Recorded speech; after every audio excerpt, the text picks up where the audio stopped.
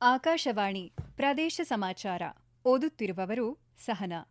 ಮುಖ್ಯಾಂಶಗಳು. ವಿಧಾನ ಪರಿಷತ್, ರಾಜ್ಯಸಭಾ ಚುನಾವಣೆಗೆ ವಿಧಾನಸಭೆ ಸಚಿವಾಲಯದಿಂದ ಅಧಿಸೂಚನೆ ಪ್ರಕಟ.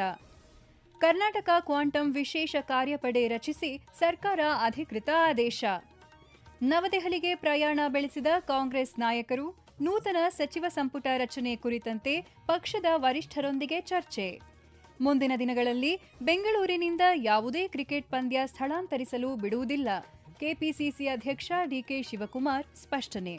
ಹಾಗೂ ಹಿಮಾಚಲ ಪ್ರದೇಶ ರಸ್ತೆ ಅಪಘಾತದಲ್ಲಿ ಬೆಂಗಳೂರಿನ 7 ಮಂದಿ ಸಾವು, ಮೃತದೇಹ ರಾಜ್ಯಕ್ಕೆ ತರಲು ಸಹಕರಿಸುವಂತೆ ಸರ್ಕಾರಕ್ಕೆ ಬಿಜೆಪಿ ಮನವಿ.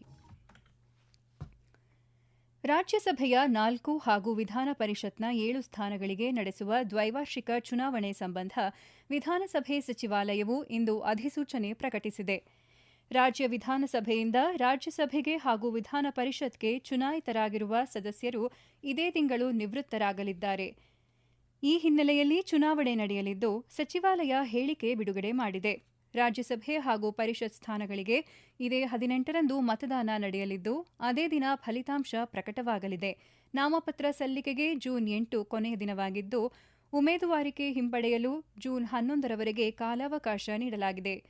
ಕರ್ನಾಟಕ ವಿಧಾನ ಪರಿಷತ್ ಕಾರ್ಯದರ್ಶಿ ಎಂಕೆ ವಿಶಾಲಾಕ್ಷಿ ಚುನಾವಣಾ ಅಧಿಕಾರಿಯಾಗಿ ಹಾಗೂ ವಿಧಾನಸಭೆಯ ನಿರ್ದೇಶಕ ಬಿಎಸ್ ಮಹಾಲಿಂಗೇಶ್ ಸಹಾಯಕ ಚುನಾವಣಾ ಅಧಿಕಾರಿಯಾಗಿ ಕರ್ತವ್ಯ ನಿರ್ವಹಿಸಲಿದ್ದಾರೆ.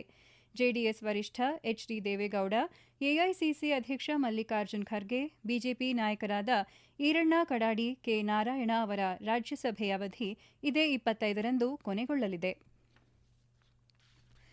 ರಾಜ್ಯವನ್ನು ಕ್ವಾಂಟಮ್ ತಂತ್ರಜ್ಞಾನ ಮತ್ತು ಕ್ವಾಂಟಮ್ ಆವಿಷ್ಕಾರದ ಕೇಂದ್ರವನ್ನಾಗಿಸುವ ಮಹತ್ವಾಕಾಂಕ್ಷೆಯ ಉದ್ದೇಶದಿಂದ ರಾಜ್ಯ ಸರ್ಕಾರ ಕರ್ನಾಟಕ ಕ್ವಾಂಟಮ್ ಟಾಸ್ಕ್ ಫೋರ್ಸ್ ರಚಿಸಿ ಅಧಿಕೃತ ಆದೇಶ ಹೊರಡಿಸಿದೆ. ಇತ್ತೀಚೆಗೆ ನಡೆದ ಕ್ವಾಂಟಮ್ ಇಂಡಿಯಾ ಬೆಂಗಳೂರು ಶೃಂಗಸಭೆಯಲ್ಲಿ ಅನಾವರಣಗೊಳಿಸಲಾಗಿದ್ದ ಕರ್ನಾಟಕ ಕ್ವಾಂಟಮ್ ರೋಡ್ ಮ್ಯಾಪ್ನಲ್ಲಿನ ರೂಪರೇಷೆಗಳನ್ನು ಪರಿಣಾಮಕಾರಿಯಾಗಿ ಅನುಷ್ಠಾನಗೊಳಿಸಲು ಈ ವಿಶೇಷ ಕಾರ್ಯಪಡೆ ಕಾರ್ಯನಿರ್ವಹಿಸಲಿದೆ.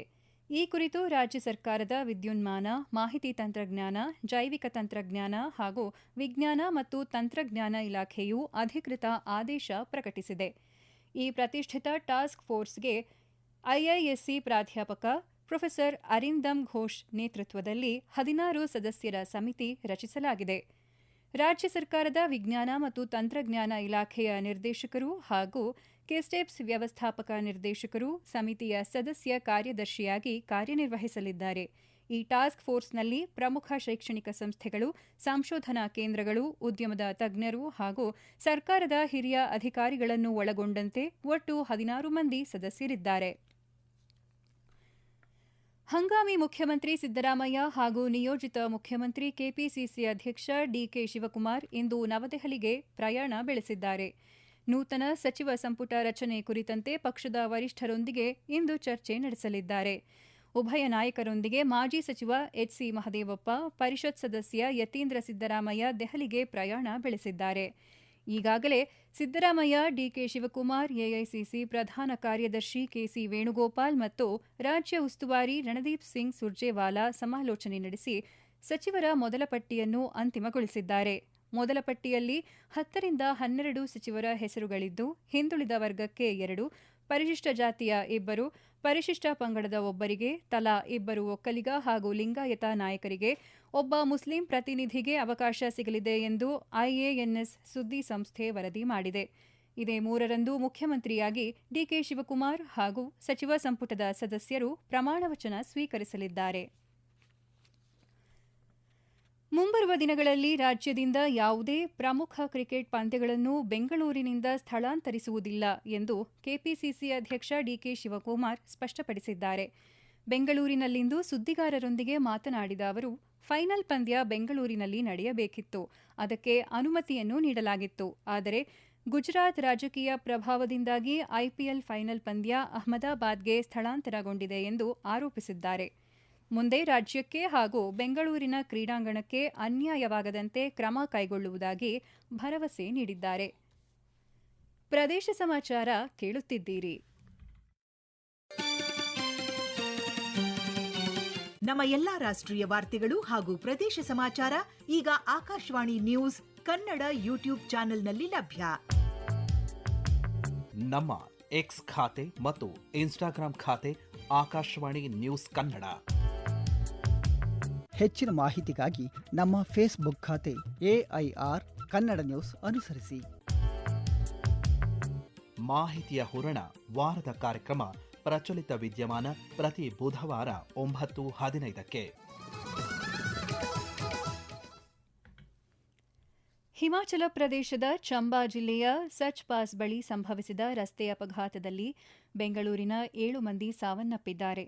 ಘಟನೆ ಕುರಿತಂತೆ ಬಿಜೆಪಿ ರಾಜ್ಯಾಧ್ಯಕ್ಷ BY ವಿಜಯೇಂದ್ರ ಸಂತಾಪ ವ್ಯಕ್ತಪಡಿಸಿದ್ದಾರೆ. ಸಾಮಾಜಿಕ ಮಾಧ್ಯಮ ಎಕ್ಸ್ನಲ್ಲಿ ಪೋಸ್ಟ್ ಮಾಡಿರುವ ಅವರು, ರಜೆಯ ಹಿನ್ನೆಲೆಯಲ್ಲಿ ತೆರಳಿದ್ದ ಕುಟುಂಬಗಳು ಈ ರೀತಿ ದುರಂತ ಅಂತ್ಯ ಕಂಡಿರುವುದು ಹೃದಯ ವಿದ್ರಾವಕ ಎಂದು ಹೇಳಿದ್ದಾರೆ.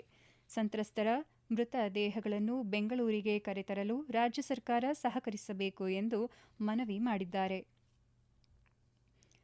ರಾಜ್ಯದೆಲ್ಲೆಡೆ ಇಂದಿನಿಂದ ಶಾಲೆಗಳು ಆರಂಭವಾಗಿದ್ದು, ಮಕ್ಕಳನ್ನು ಶಿಕ್ಷಕರು ಸಂಭ್ರಮದಿಂದ ಬರಮಾಡಿಕೊಂಡರು.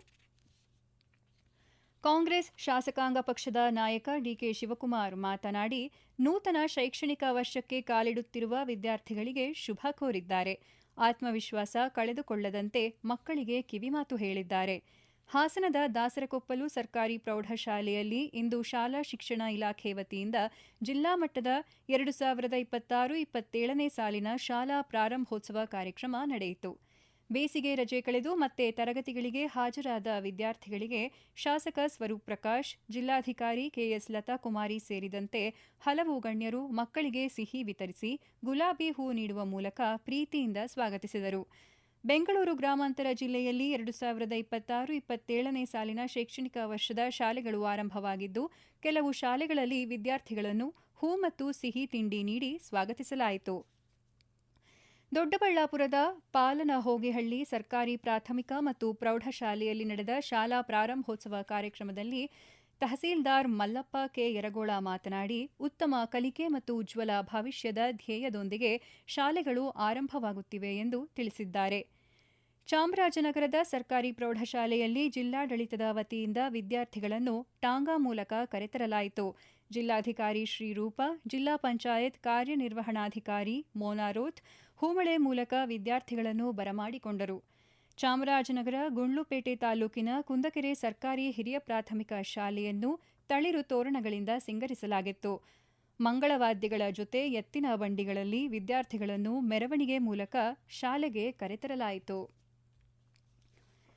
ಬಹುಕೋಟಿ ಬಿಟ್ಕಾಯಿನ್ ಹಗರಣ ಮತ್ತು ಹಣ ವರ್ಗಾವಣೆ ಪ್ರಕರಣಕ್ಕೆ ಸಂಬಂಧಿಸಿದಂತೆ ಶಾಸಕ NA ಹ್ಯಾರಿಸ್ ಪುತ್ರ ಯುವ ಕಾಂಗ್ರೆಸ್ ನಾಯಕ ಮೊಹಮ್ಮದ್ ನಲಪಾಡ್ಗೆ ಜಾರಿ ನಿರ್ದೇಶನಾಲಯದ ಅಧಿಕಾರಿಗಳು ಇಂದು 2ನೇ ಸಮನ್ಸ್ ಜಾರಿ ಮಾಡಿದ್ದಾರೆ.